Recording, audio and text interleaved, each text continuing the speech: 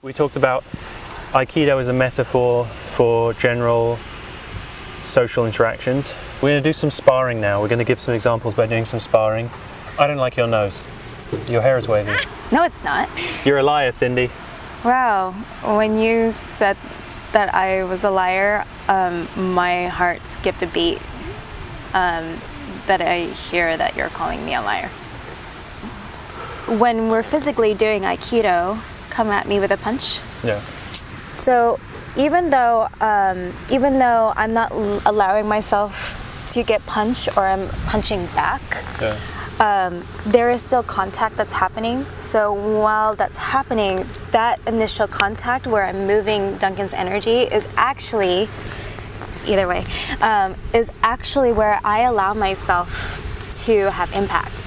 So I'm not ignoring the fact. You have to have contact with me. I need to have contact with him.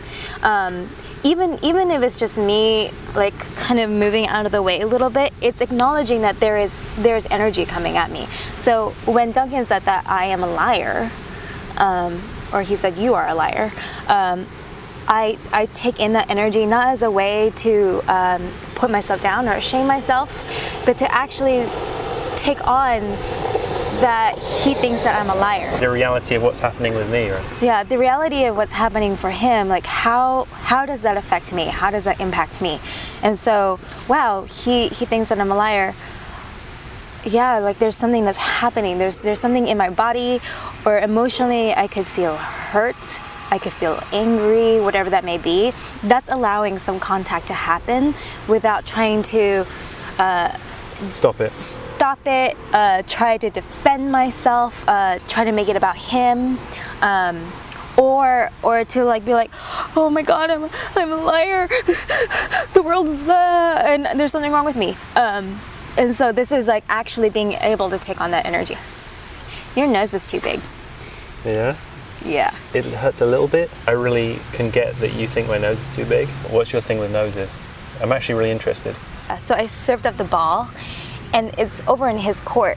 And what he does is he serves it back, right? You're not letting the ball drop.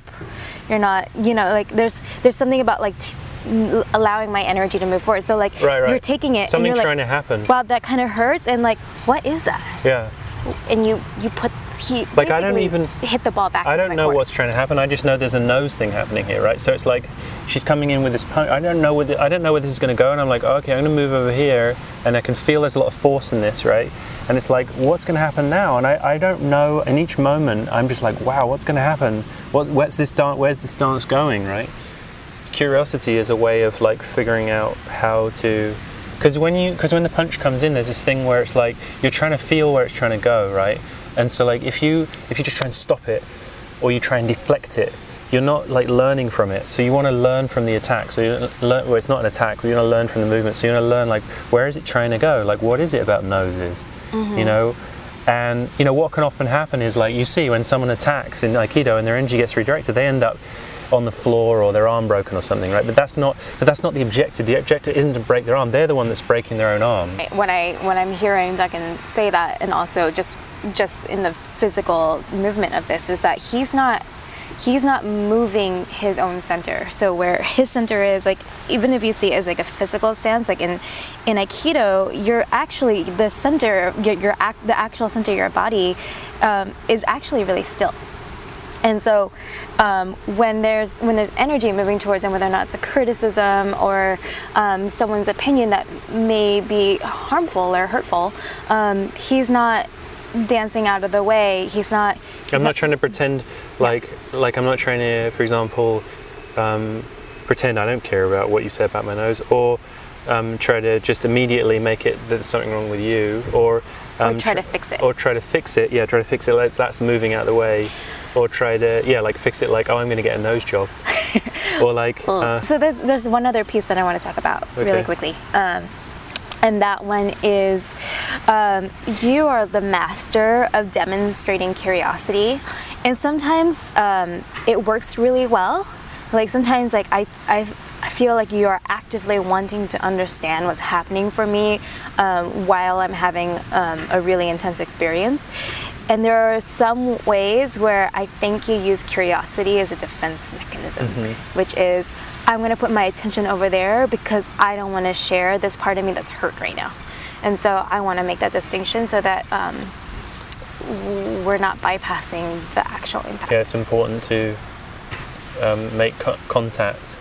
Because, I mean, especially for you, it's very important to have contact with the person. Especially, so when you're attacking, you actually want to feel me touch your arm, you know? Yeah.